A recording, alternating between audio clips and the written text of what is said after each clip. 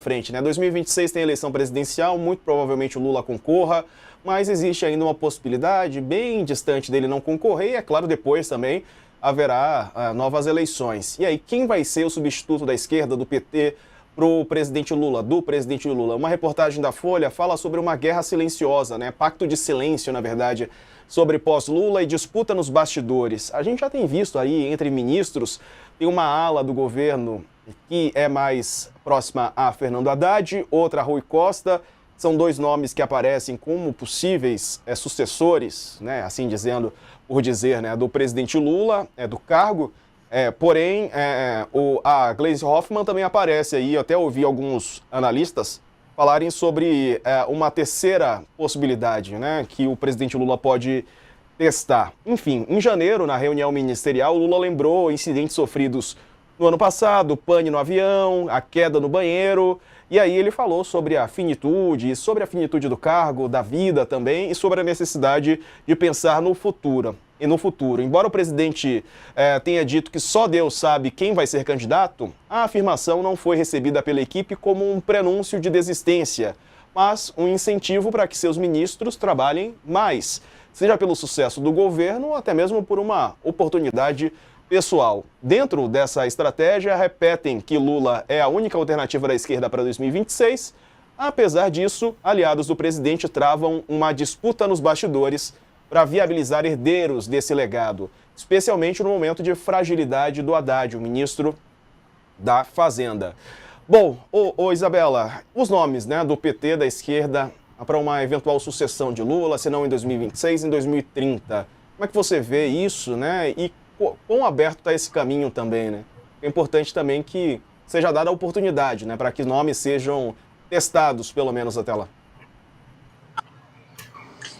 Tá muito em aberto, porque, enfim, não é à toa, né, que as pessoas não querem discutir isso, né, são várias razões. A primeira é porque isso soa como uma traição, né, já que, enfim, Lula disse que virtualmente não dá sinais de que continua a possibilidade de uma candidatura para 2026, então isso soa, no mínimo, algo, enfim, quase como uma traição. Mas eu acho que tem também um outro cálculo realista, né, que é, por mais que a gente possa ter pesquisas recentes de um certo descontentamento em relação ao atual mandato, descontentamento do governo, descontentamento, digamos, mais geral, inclusive esse mais ligado a questões sobre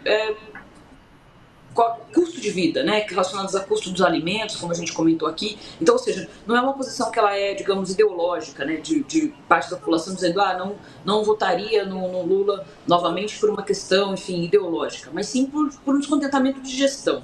Mas, apesar disso, Lula ainda é um nome muito forte. A gente não tem nenhum nome no campo da esquerda, da centro-esquerda, que faça frente ao nome de Lula. E todo mundo sabe disso, né? Mesmo virtuais adversários políticos sabem disso. Então, acho que essa é uma primeira coisa.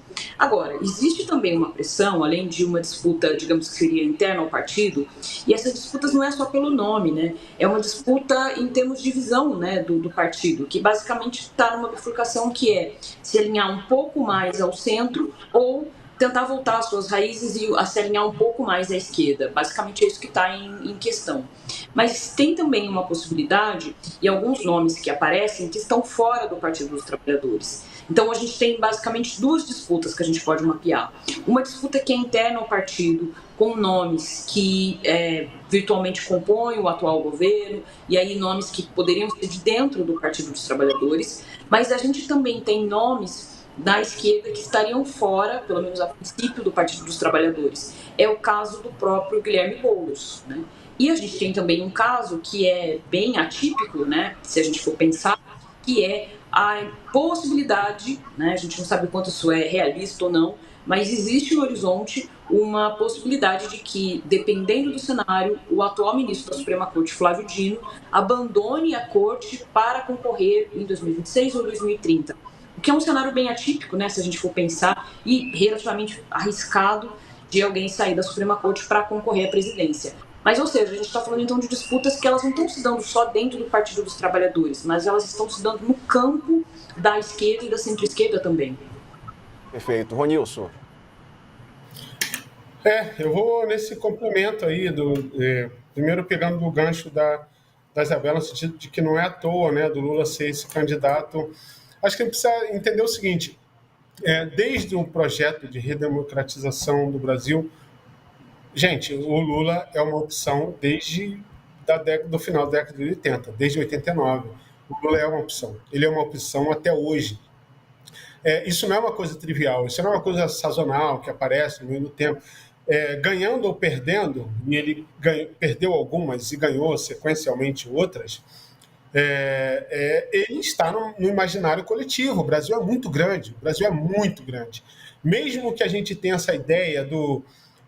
eu pego como exemplo um amigo que é de uma história rápida, que é de Tocantins, e a gente falando sobre o carnaval, e tipo, o ano começa depois do carnaval, e ele falou, cara, mas isso aí é só para vocês, porque assim, pra gente, a gente tem um feriado, tem um carnaval, tem algumas coisas, uns blocos e tal, mas depois acabou, a vida segue, vocês que esticam essa coisa até o sábado, depois da quarta-feira de cinzas, como se tudo fosse Rio de Janeiro e São Paulo, mas não é, o ano já foi retomado. Então, um pouco, a gente tem mesmo essa imagem do Tarcísio como alguém que está sendo, né, tomado, alçado, uma possibilidade, etc. e tudo mais, isso dentro de uma ideia muito sudestina, né? Não é fácil você alcançar o Brasil como um país, como um território. E o Lula é essa alternativa desde a década de 90, vamos colocar aí, né? Então ele está presente, ele não precisa de muito esforço, ele é um nome conhecido, ele é um nome popular, ele é um nome, isso não é à toa, isso é até independente das políticas do presidente Lula, que tem políticas vantajosas, coisas importantes, mas a despeito disso, ele é a figura que preenche eleições presidenciais desde a década de 90, e isso não é pouca coisa num país como o Brasil. Então, essa é uma primeira coisa. A segunda que pensar numa alternativa ao presidente Lula como é que você alcança essa dimensão territorial, né? É muito mais confortável você... e aí é estratégico mesmo, você silencia porque você vai até onde o Lula pode ir, um pouco como foi lá no período da sua detenção. Quer dizer, ele esticou até onde ele poderia, até indicar o Haddad. O Haddad não foi adiante, mas ele foi até onde poderia, o Haddad foi para o segundo turno. E agora seria a mesma coisa, vamos levar o Lula até que ele diga publicamente, eu não vou ser candidato porque eu não tenho condições. Porque isso se não funcionar politicamente, isso vai ser um fantasma para a esquerda, tá? E para a direita, obviamente, no sentido de que quem a gente vai enfrentar, afinal de contas, é o Lula, porque isso exige uma estratégia completamente diferente, e são poucos nomes que vai ser possível fazer frente a isso, ou vai ser qualquer outro nome, porque qualquer outro nome realmente é qualquer outro nome, e ele pode disputar em pé de igualdade com aquilo que a direita, ou a extrema-direita, né, e a Isabela pode falar tão bem quanto eu, ou a extrema-direita pode apresentar. Então, acho que são apostas, e o Lula sabe disso, e o campo da esquerda sabe disso. Então, não vai ceder a pressões para indicar o nome, porque o Lula é um farol importante.